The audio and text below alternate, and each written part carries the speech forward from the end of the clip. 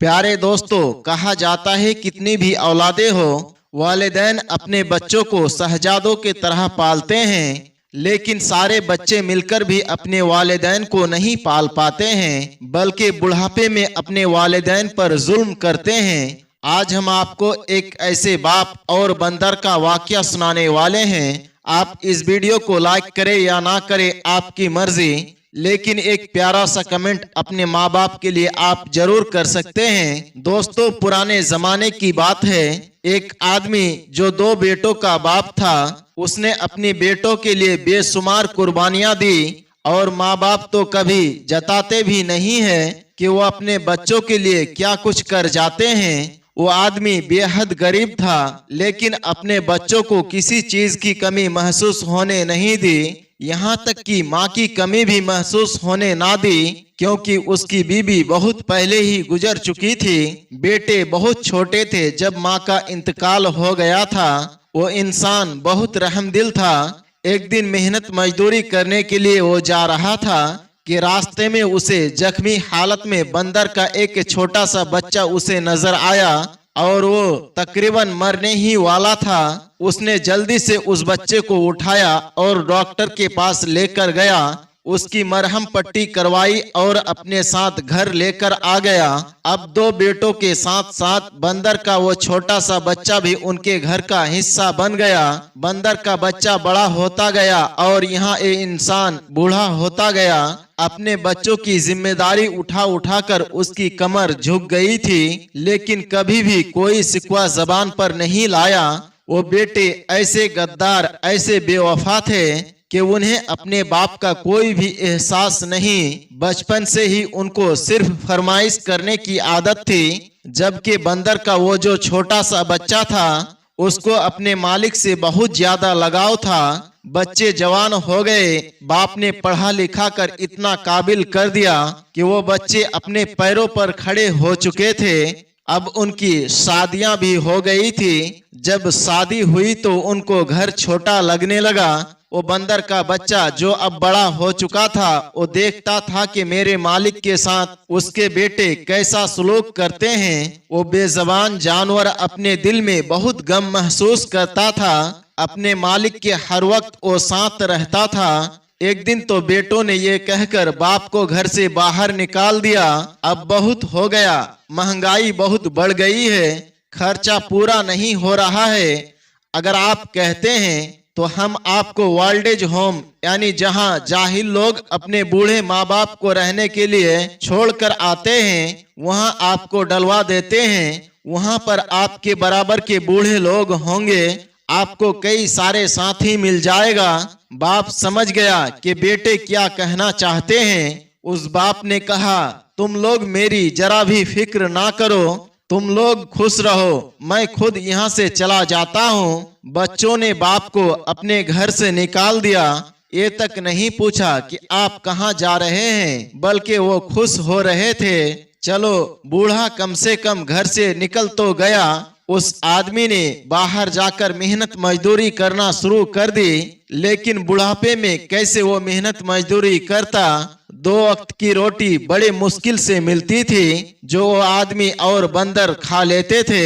लेकिन एक दिन बुढ़ापे और कमजोरी की वजह से वो आदमी जमीन पर गिर गया और उसके पैरों में चोट आ गई। वो पेड़ के नीचे थक कर बैठ गया, रोने लगा और कहने लगा, या अल्लाह, किसी के सामने मैंने कभी भी हाथ नहीं फैलाया और ना कभी फैलाना चाहता हूँ। मैं भिखारी नहीं बनना चाहता। उम्र भर मैंने मेहनत मजदूरी करके हलाल रोजी कमाई है। रोते हुए वो अपने बंदर को देखने लगा। ऐसा लग रहा था कि वो बंदर उसकी दिल की बात को समझ रहा है। अब वो आदमी आहिस्ता आहिस्ता अंधा हो गया। उस बंदर ने बेवफाई नहीं की। चाहता तो अपने मालिक को छोड़कर वो भी चला जाता, लेकिन अपने मालिक के एहसान उसे याद थे।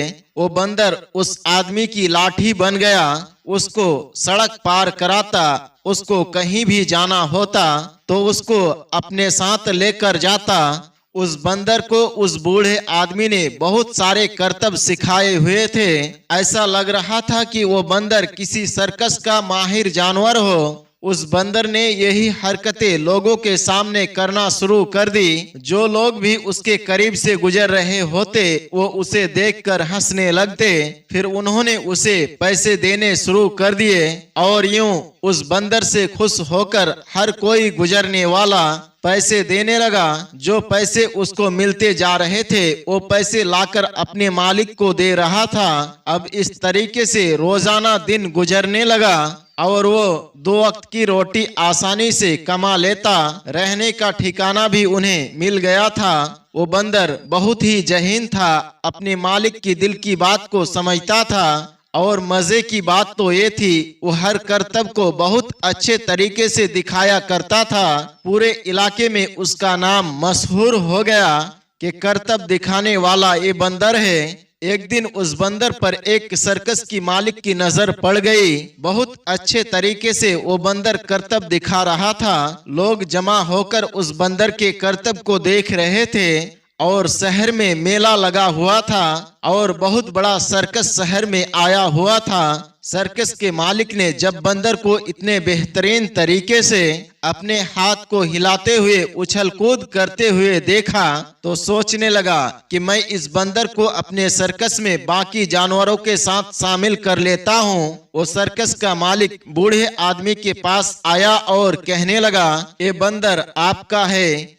उन्होंने कहा, हाँ, ये मेरा प्यारा सा बंदर है, मेरे साथ रहता है, मेरे बुढ़ापे का सहारा है। सर्कस के मालिक ने पूरी बात उसको बता दी और कहा, क्या आप अपने बंदर को मेरे सर्कस में काम करने के लिए देंगे?